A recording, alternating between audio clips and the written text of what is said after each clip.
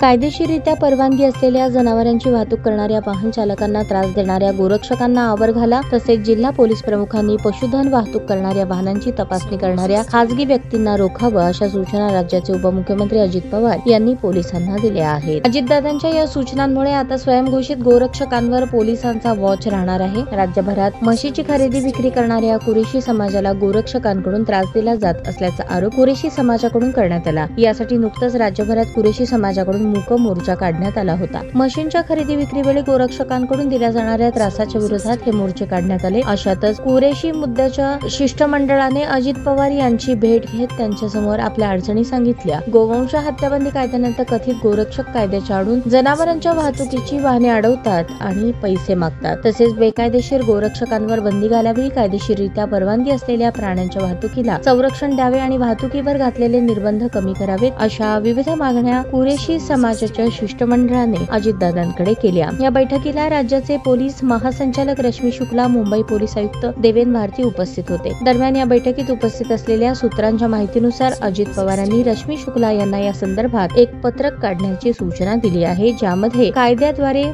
कायद्याने परवानगी असलेल्या जनावरांची वाहतूक करणाऱ्या वाहनांची तपासणी करण्याचा अधिकार खासगी व्यक्तींना नाही, याची खबरदारी घ्यावी, अशा सूचना या पत्रकाद्वारे पोलिसांना देण्याचे आदेश अजितदादांनी दिले आहेत।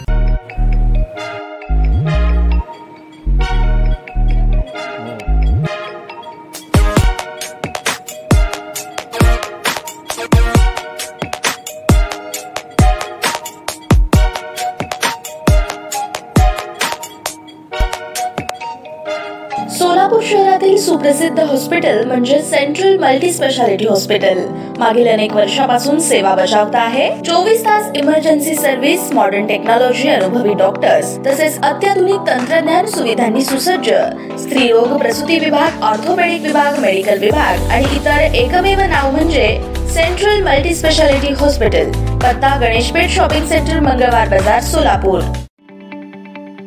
ताज्या बातम्या पाहण्यासाठी प्राईम महाराष्ट्र न्यूज चॅनलला सबस्क्राईब करा।